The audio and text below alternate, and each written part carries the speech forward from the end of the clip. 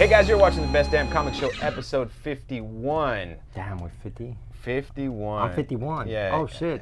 Well, dude, that's like awesome. that's meta, right? It's so meta. But how was your weekend? I was good, tired. We did that Sherman Street Fair this weekend. And you wanted to tell us about comic pet book peeves that you have at these kind of shows, right? When you go in and you talk to dealers and you see something, ask the guy to get it for you. Don't just reach out, especially if you got a piece of string covering it and you're handling a $25,000 book. Then if you're told don't touch it and ask, don't get pissed off and start acting like an idiot, because that's what happened yesterday. And as a dealer, you don't get that respect from the collector. They come in. I mean, you go to Target or anywhere, you ask. I think sometimes we forget that the stuff doesn't belong to us until we buy it, one.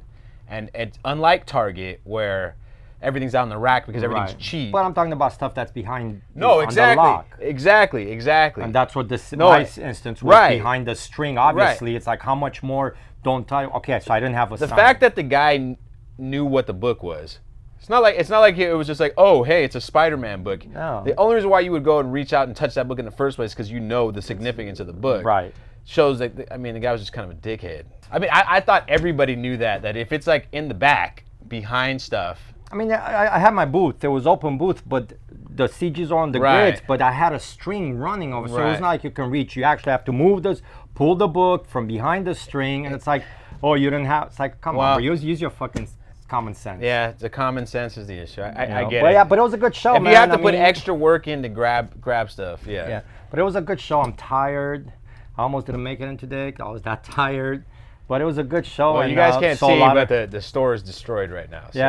So a lot of guys came by, met a lot of my followers, dude. That was pretty cool. A lot of guys showed up because they followed me, so that was cool. It was a fun event, and we're gonna do it again next year. There you go, guys. So we're at week 3 now, post Joker release, and the film is making so much money, way more than Warner Brothers ever dreamed. Anybody dreamed, really. Well, it's the Venom syndrome. Okay. Nobody thought Venom was going to make money. I mean, again, whether it's good or not, everybody's opinionated. We all have opinions, based on people talking about it, the director, whatever. But hey, it's making money. And the question is that the formula? Is that the formula? That's what I want to ask. So with the Joker now reaching record levels and potentially being the #1 rated R movie of all time, do you think that going forward, this is going to be the formula potentially for Warner Brothers and other comic book companies? Because I feel like, I've read people online say, oh, maybe Marvel's going to try to do that. Marvel doesn't have to do that. Marvel has a brand. They're not going to do anything They figured out a formula already. But for Warner Brothers' future success. The hatred is that nobody else can figure out that formula. So they're relying on other things. And, I mean, look, I can sit here and go, you know what? Yes, the director said this is not a superhero movie or villain movie. It's not a Joker movie. It's a character study. It's based homage to Scorsese and Kings of Comedy, whatever. But it's also, you can go a step further and say, hey, Fox was able to do a Deadpool movie, rated R, not follow the Marvel formula because they're not Marvel, and made a shitload of money. Why can't we do it? Look, it's the same thing with Venom. Nobody expected these movies to make money. You know what I mean? But it's making money. Obviously, appeals to somebody.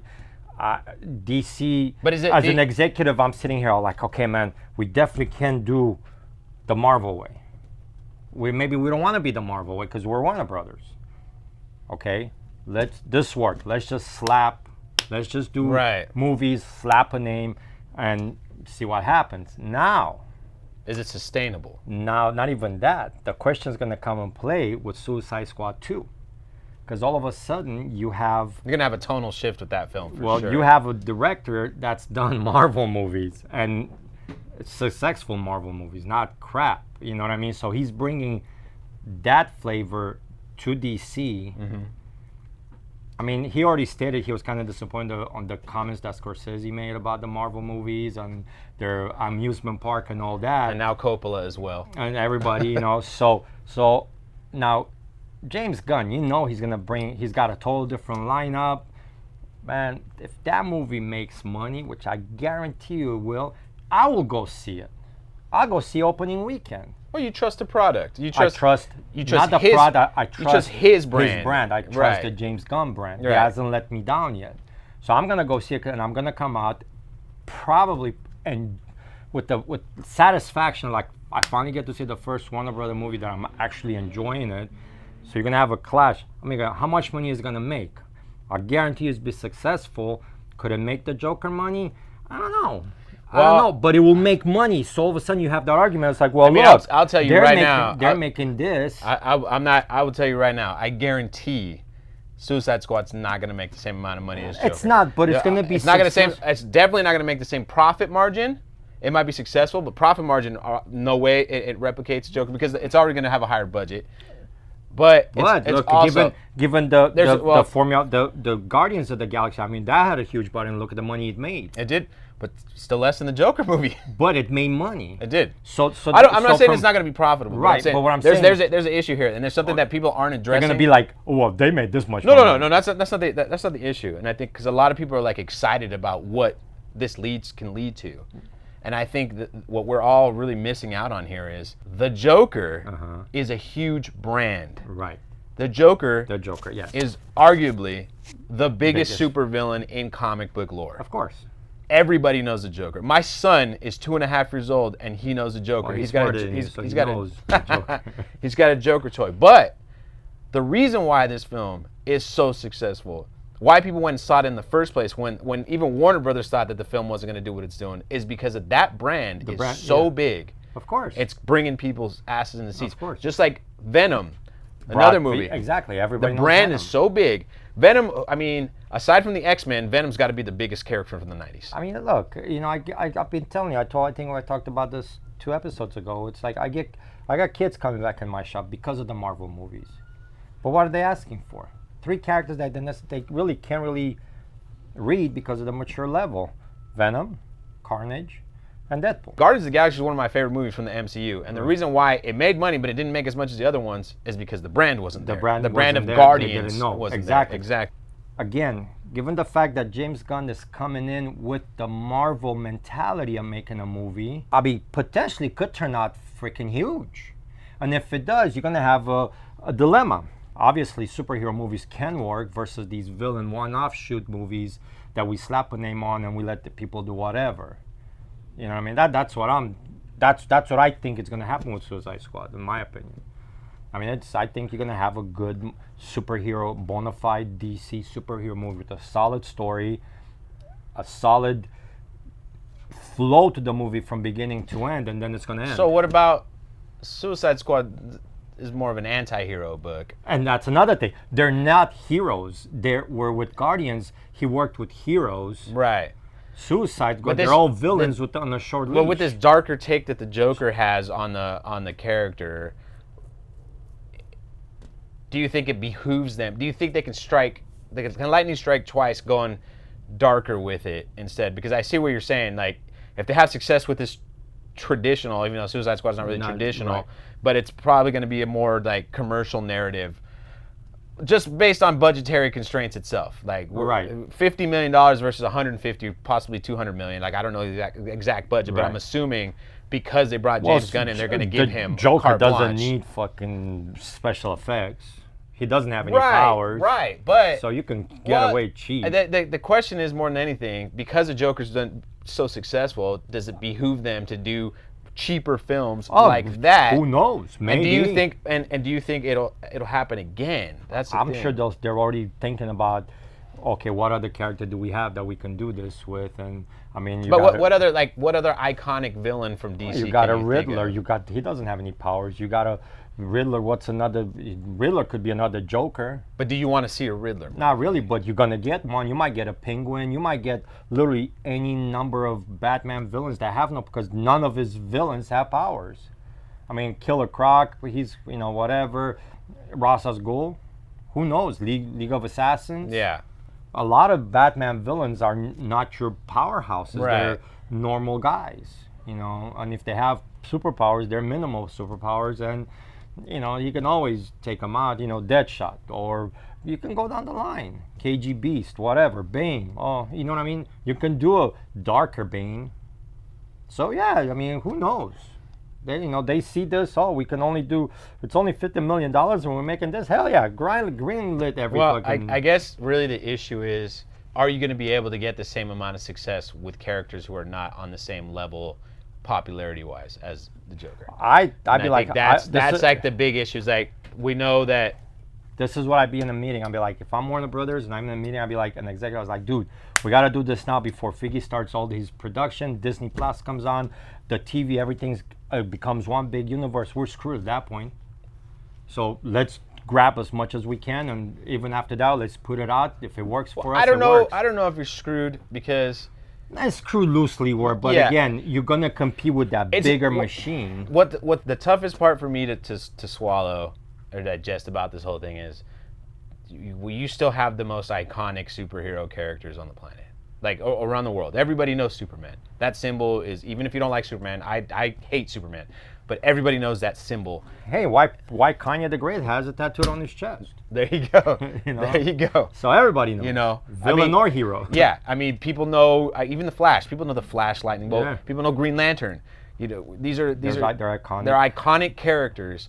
So, at what point do you say, yeah, these dark films, they're making us money? I mean, I guess it comes down to money. But at they're the end of the making day. villain movies. They're not making hero movies. Right. Look, there's a reason we don't have villain books. And if we do, they're miniseries, 5 issues. There's nobody wants to read about a villain. Now, you have a Magneto book, you have a Doctor Doom book that's ongoing, but realistically, they're not really villains. If you dissect a character, Yeah. they all want better for their people. Means are different, but that's what they are. So very few of them are successful to where they surpass that villain status to where you're like, okay, I see his point. Yeah. I'll support a Doctor Doom because he's not necessarily a villain. He rules a country and wants the best for his country, Right. whether they like it or not. Magneto, he just wanted better for his people. So again, when you do just straight out dark, I mean, how much dark can you take? Picks of the week. What do you got? You know that Joker Who Laughs infects 6 heroes, the Secret Six, and a lot of it is happening in the Batman Superman book. I've liked those first 2 issues. Really fun. I'm looking forward to number 3. Is their Shazam's infected. It's a really solid book. Good art, good story. I'm also looking forward to the Black Adam one shot, which also is a tie-in to that whole, infected situation where Shazam, Who Laughs, comes to his land and tries to take over. So they're gonna see a big fight between the 2 of them, and I'm always up for it. And that's another villain. So that's talking making Black Adam a hero. Yeah.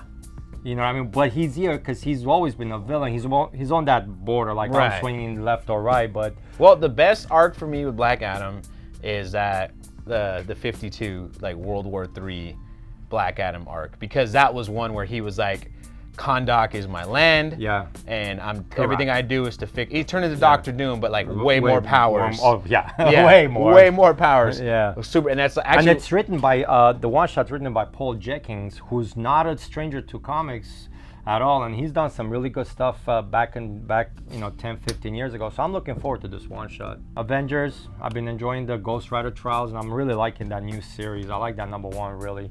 It was really, really solid, good art. But we got Jason Aaron, and you got the conclusion of the Ghost Rider trials. We'll see where they go from this. I'm sure it's gonna spill into the Ghost Rider book. We got Immortal Hulk 25, big 25th roundup issue. I think we're gonna see something further down, kind of like a King Thor type of scenario. Yeah. Where we see, Hulk years from now. So. Plus, I think they're throwing us a bone about the Immortal Man and that one panel from like 2-3 issues ago at the end with that space character, whatever the divine character was. you're gonna bring him back finally. Whatever it is, yeah. So, but that book's been crazy. So I mean, if you think that new character is gonna come back into this one, so we're probably gonna see a little more Bruce Banner. I mean, you're seeing a lot of all of them anyway in his head. But that when that guy was introduced, that was Bruce we Banner. saw He was Bruce talking- Banner he was by himself. By himself, Yeah. no Hulks around him. So everybody's been talking about it. So, I think we're gonna see more on that right now. It's funny. Back in the 80s, Marvel and was it Roger Stern, whoever was writing, they introduced Iron Man of 2020, which is Arnold Stark, his brother from the future, whatever, or somebody, a relative. I don't remember the storyline, but you know what? Next year is 2020. Yeah. So they've been leading to the story where they introduced Arnold Stark. So, Dan Slott and Marvel, they're pushing to this Iron Man 2020. So it's going to be kind of fun, at least for me, being as old as I am and reading about it 30 years ago, back in the 80s. We actually came up to the 2020s, and here's Iron Man of 2020, Arnold Stark with probably his badass armor. I was like, ooh, that was a cool armor. So It's gonna be a good fun read. and yeah, it is, Yeah. man. I've been enjoying Dan Slott. A lot of people are like, oh, he's not doing, but it's coming. I mean, it took him a while to get into Spider-Man groove, and look at what he gave us, and it was a great 10-year run. I was 10 years or something like that. So his Tony Stark and Fantastic Four, I think, have that same build-up. But the book, it's the next chapter in the X-Men saga. We got Marauders #1, and I mean, I'm still like digesting like the whole Powers and House and the X-Men #1, and So I saw the title when I was looking through the picks this weekend, and that's in the 80s. That's like Claremont stuff, right? Those are the villains from the Outback. From the Outback storyline. Oh, those are Sinister's people. Oh, Sinister. That's right, Sinister's people, the Okay. Marauders. Yeah. But and it's when I've talked about this, where it's like, okay, so here they are, they're cleaning house. Why are they gonna come back and give you the same titles? There's nothing different at this point. So because of what happened in House and Powers to this whole X-Men country and their thought process of like it's us versus them, you know what I mean? Mm-hmm. So you got Emma Frost in charge of their trading with the rest of the world. Mm-hmm. The Maraud, these guys, all they are, they're just the protection for the transport. I mean, Emma's part of it. So they're just using that old concept of Sinister's Marauders where they were attacking. Yeah. They're using that concept of I'm not attacking, but I'm protecting my Right. investments. Because Brilliant. they're mutants too. That's Yeah. why. So I mean, this is brilliant.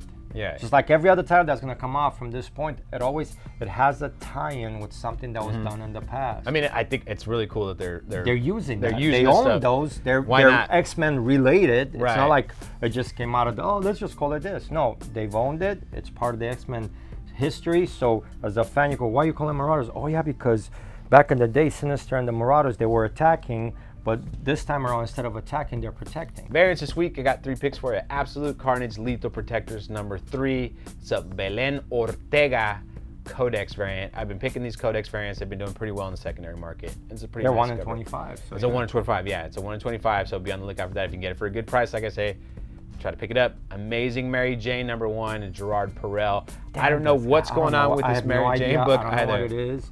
On middle of November, you got the Black Cat annual where Peter marries Felicia. So I don't know what the hell's going on. Something crazy. Something crazy. Crazy stuff going on in the Spider-Man universe, but Mary Jane, is this her first official book?